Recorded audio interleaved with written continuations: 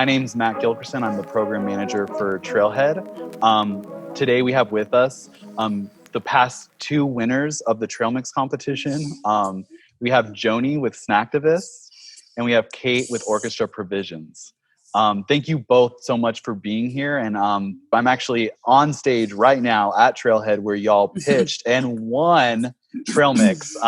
Joni won the first year. Kate last year, our second year. So why don't we just start with you, Joni, with a little update. How are things going? Okay. Hi, I'm Joni, founder of Snacktivist Foods. Thanks for having me today. It's super fun. I miss Boise. Up here in the Panhandle, we're missing you people. And we've actually had a great year.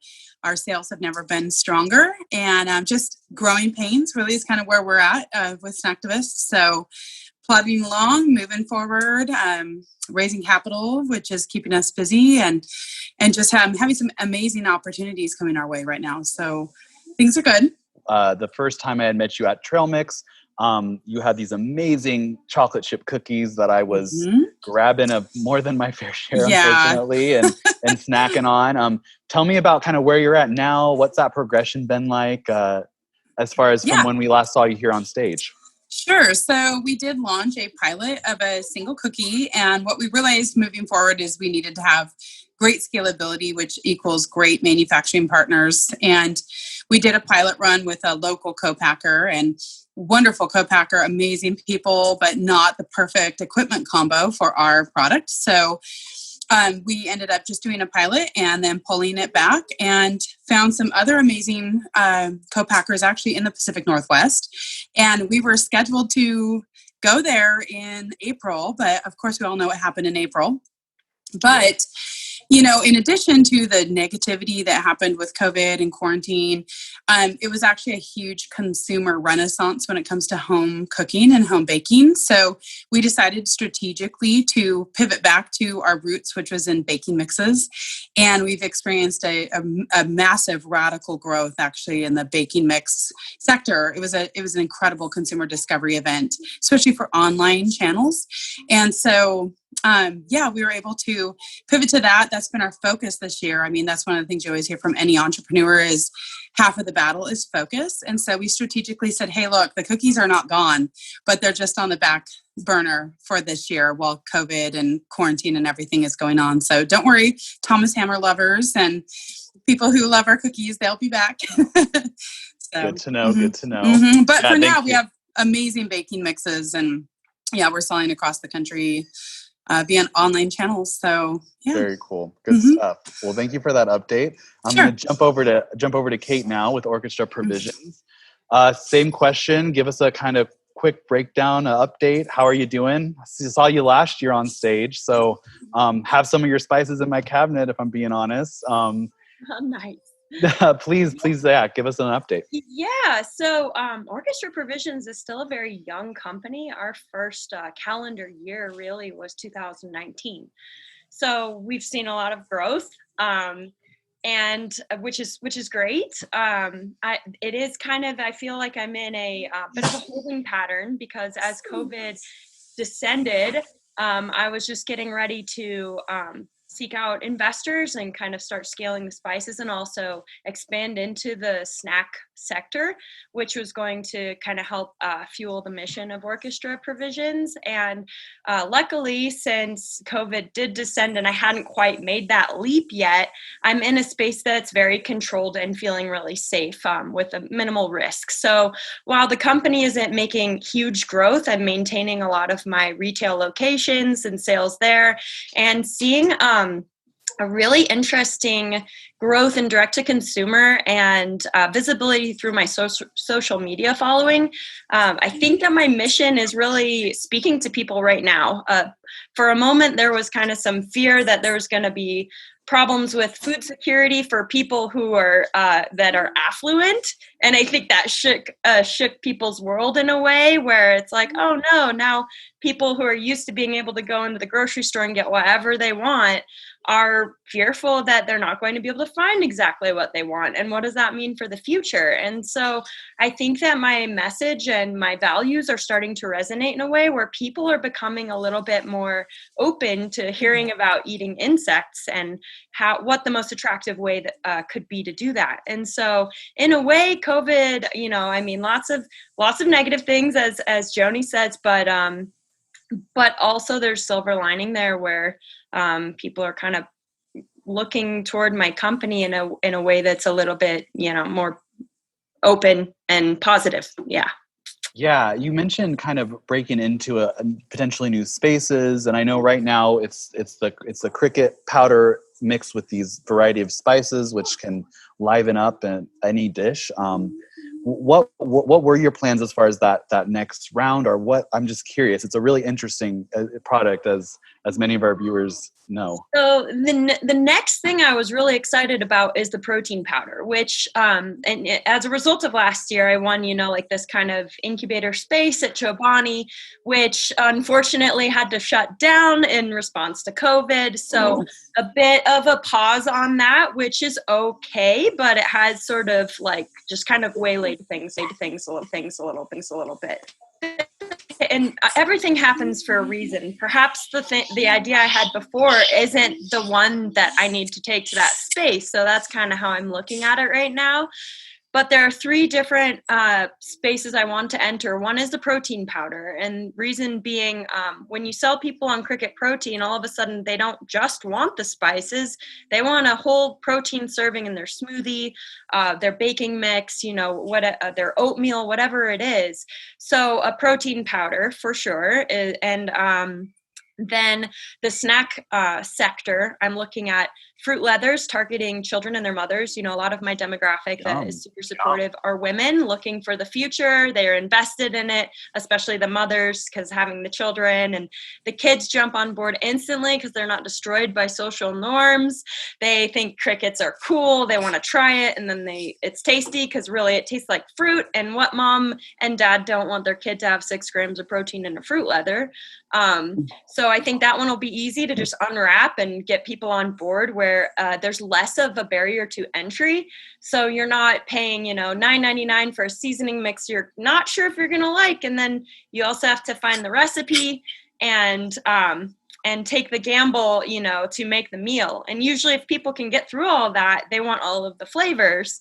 But it's a little bit hard, why not just make something for them to unwrap at the store? And if $3 goes down the drain, it's less of a risk, and then they'll hopefully be on board. And then the next idea is kind of like a hopcorn idea, or crick pop.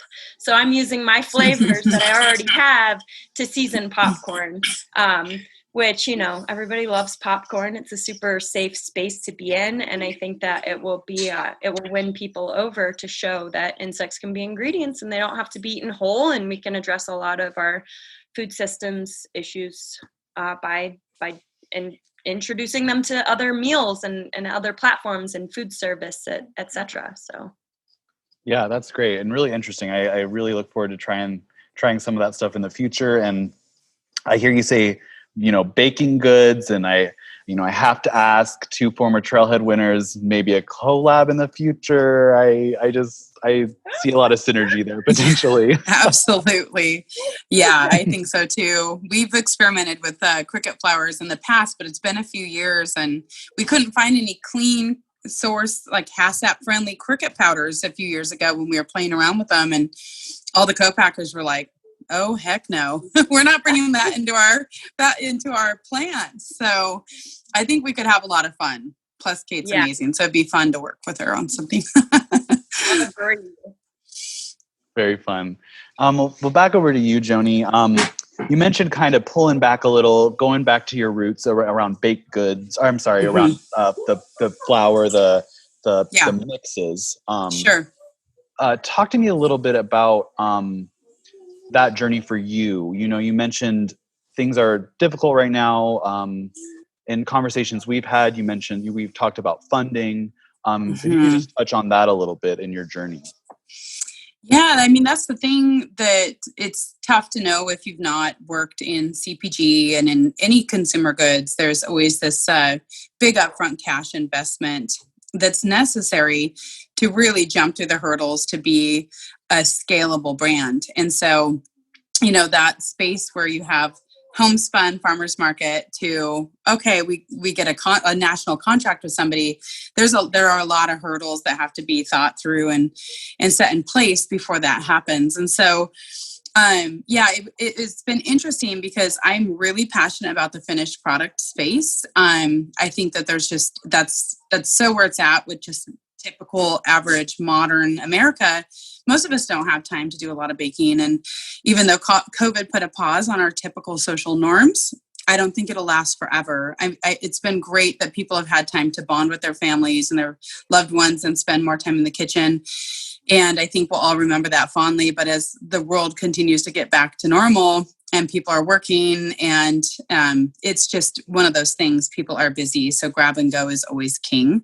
So, but for right now, we're really passionate about what we're doing in the baking aisle because, again, we're mission driven, and getting people to discover diversified grains and ancient grains and sustainable ingredients is key to our mission. So we've just released 2 new products onto the market. Actually, only people who have supported our crowdfunding campaign are getting them right now because it's like a pre-release.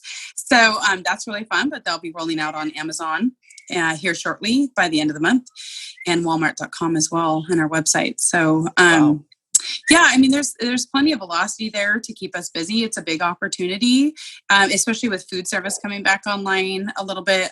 Food service is a tremendous market for baking mixes and flours, just because that's the point of contact that people discover baked goods. It's already done and on their plate at a restaurant or a bakery. So we're happy to see that coming back, just because it was really painful to watch our food service partners suffering through this. So. Yeah, no, and we're, doing a panel discussion as part of the food trucks, just centered around that resiliency in the food space, Yeah. and talking to the people that are specifically, restaurateurs and folks that are really struggling right now. And it really is a pretty new climate, new world out there. I did have a question that I'd like to throw at both you, starting with you, Kate. I hear you both talk a lot about, your mission, if for lack of a better phrase, kind of the why behind your respective startups. And without getting too personal, I was wondering if you could kind of share a little bit about that and really how that is espoused through your startup and your company.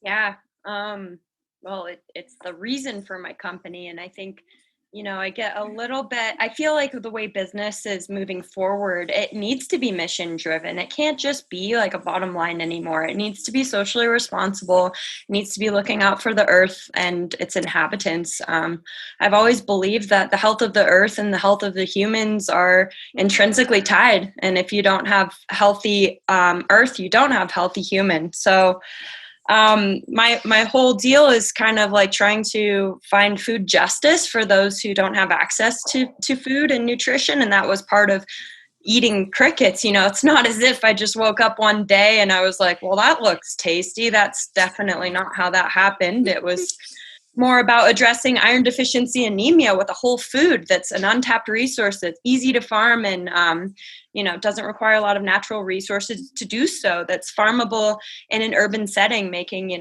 protein local and always in season for big urban centers. So I think, as I mentioned before, I think that's starting to resonate with people because we can't continue on the trajectory that we're on. And I think everybody knows that at this point.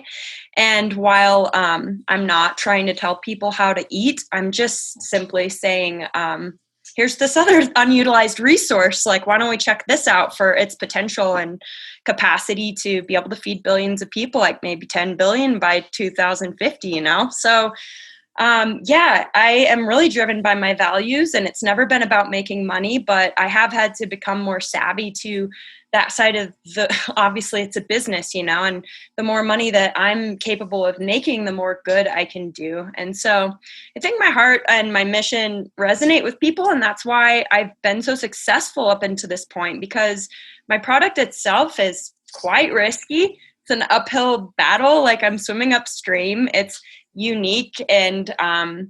But it is different from everything else in the space. And I think that it's caught a lot of momentum in the mainstream, even in the last year since Trailmix, where I'm not having to do quite as much education.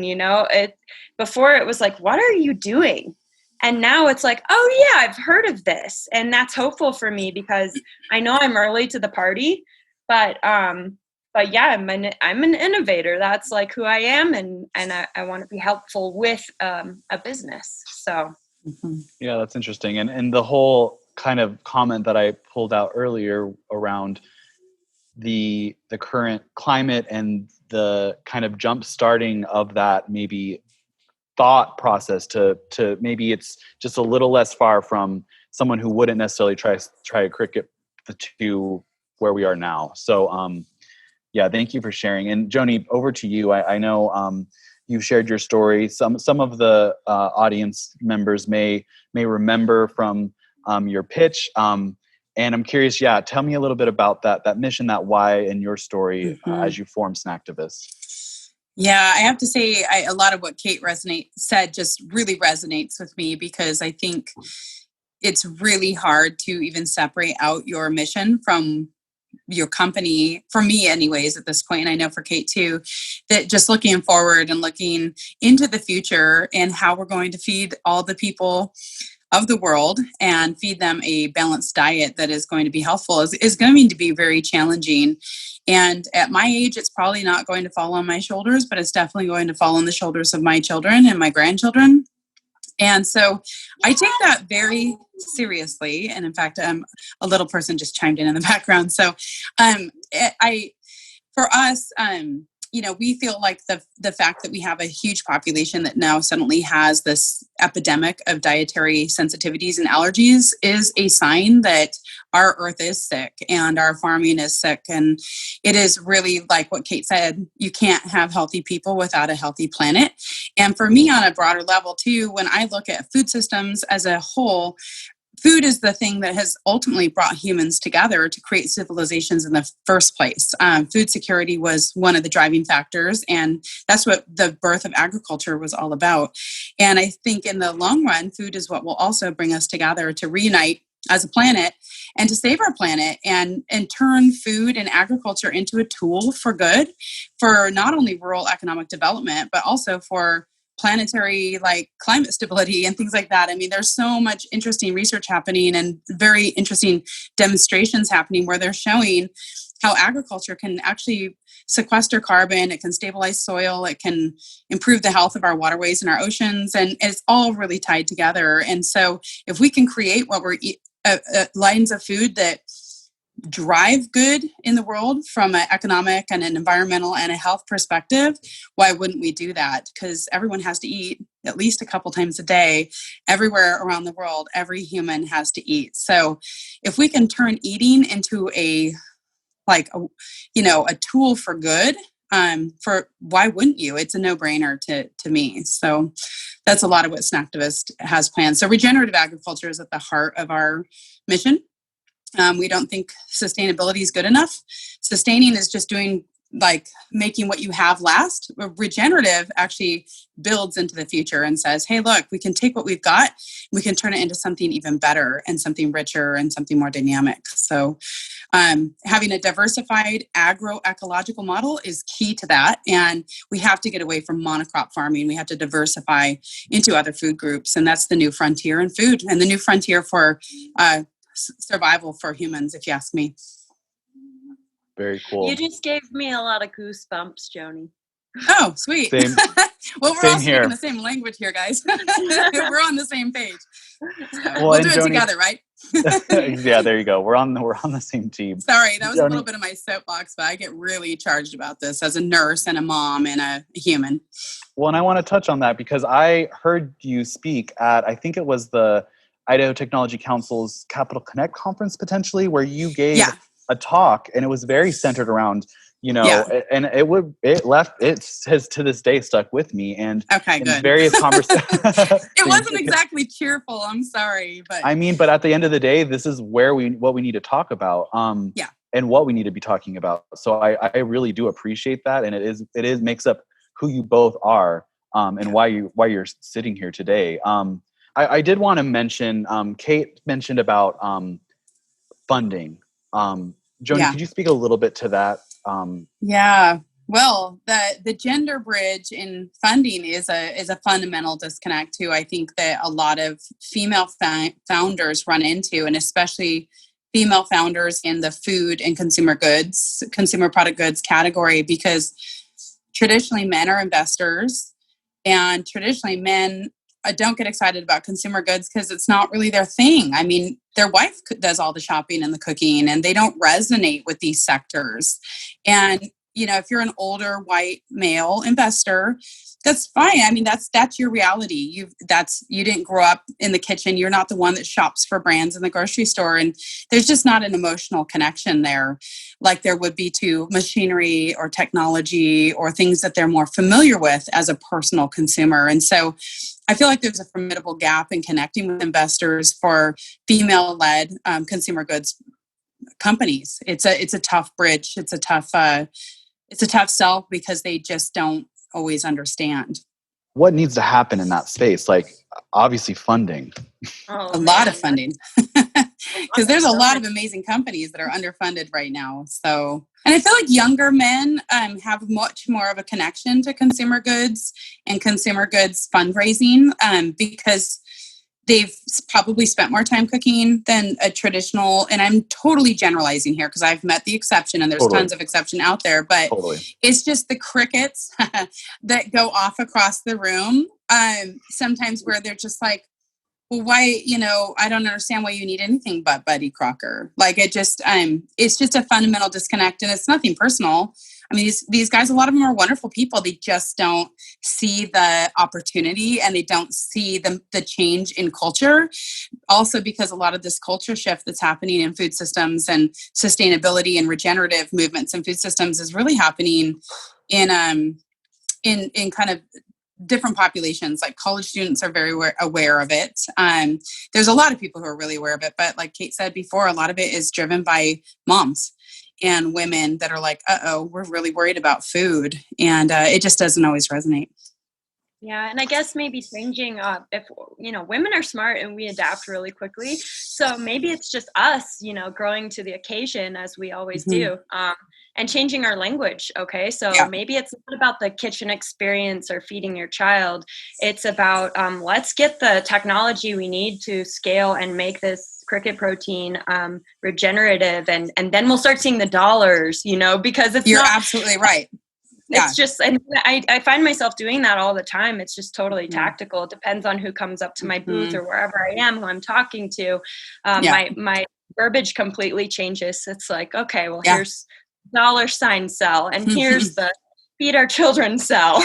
Yeah, the story you tell to investors is radically different than the story you tell to consumers, and that's tricky. That's a tough dual reality to live in. I mean, it all connects at some point, but you just have to look at from such a different industrial level, which is cool. I like thinking like that. Actually, I like that side. I like the financial side a lot, and I love economics.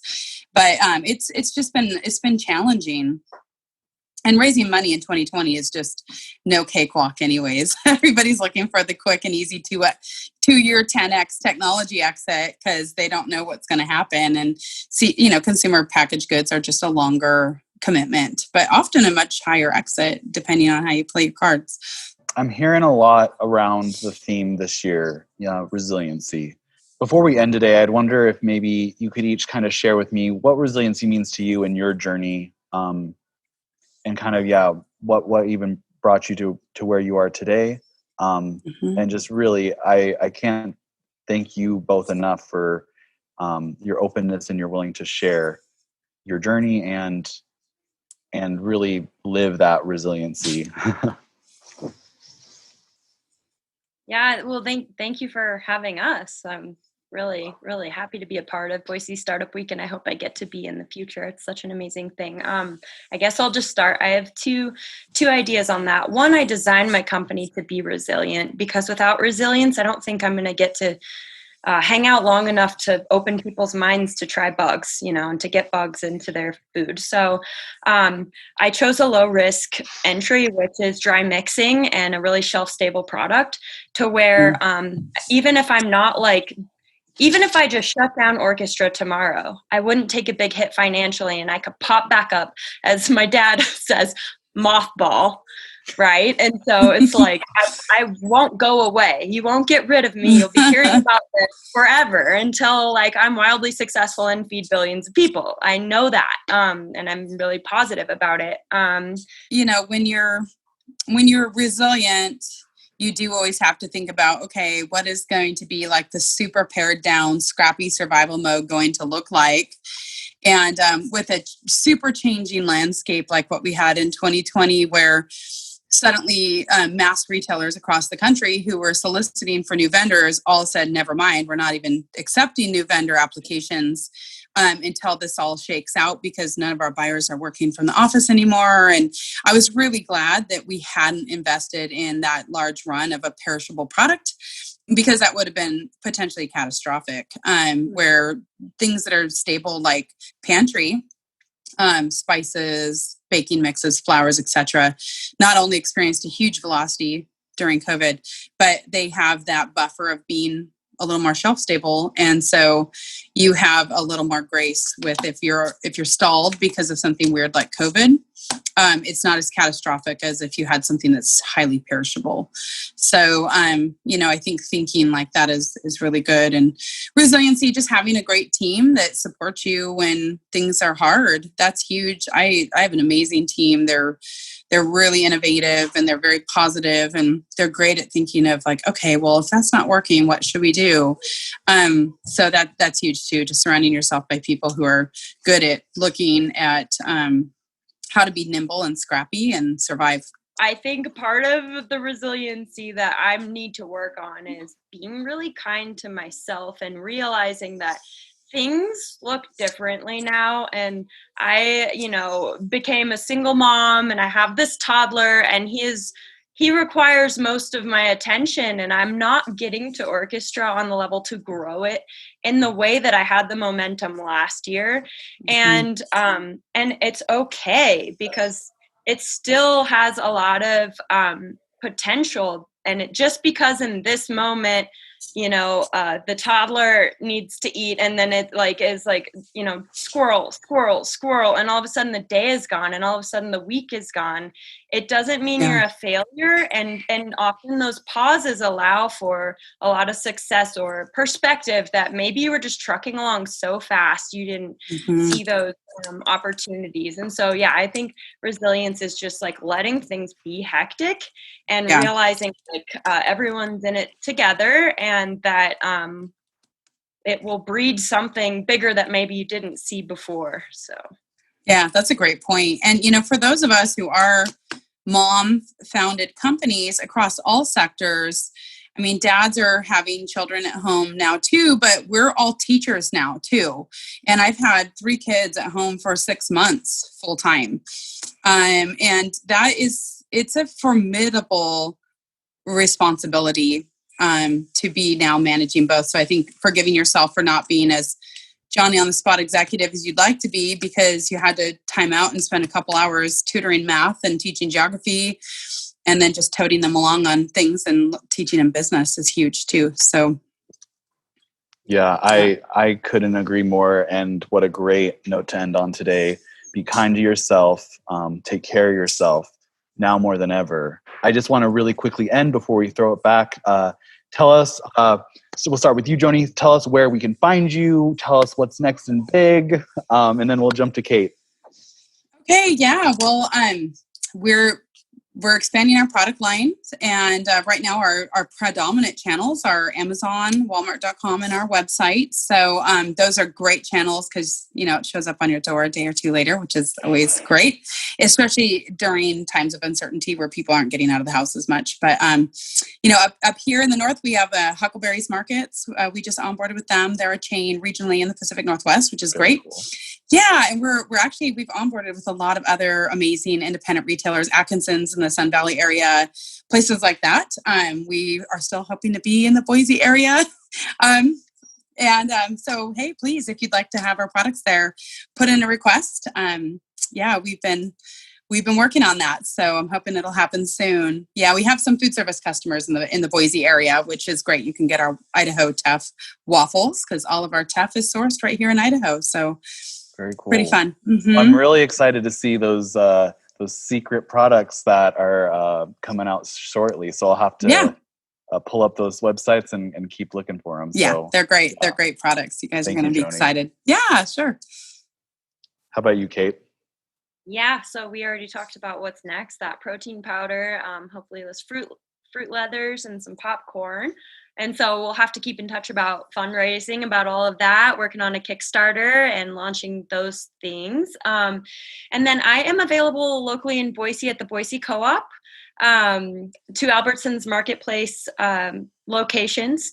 Verving Collective, my therapeutic line, which is the Mayan cocoa, the green smoothie mix, golden milk, and crimson root, which is a beet-based adaptogenic, and Root Zero Waste Market, which I really love because they are the only location where you can get bulk. So you can try as little or as much as you want and figure out what your flavor is.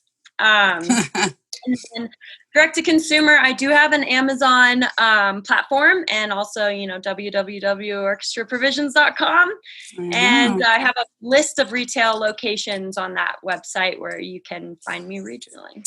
Awesome. Well, I know you all have so much going on right now, so I really appreciate you taking time out of your busy schedules to reconnect, share a little bit about where you're at, where you're going, and just cannot wait to see what's next. So thanks so much, and heading back to you at Boise Startup Week.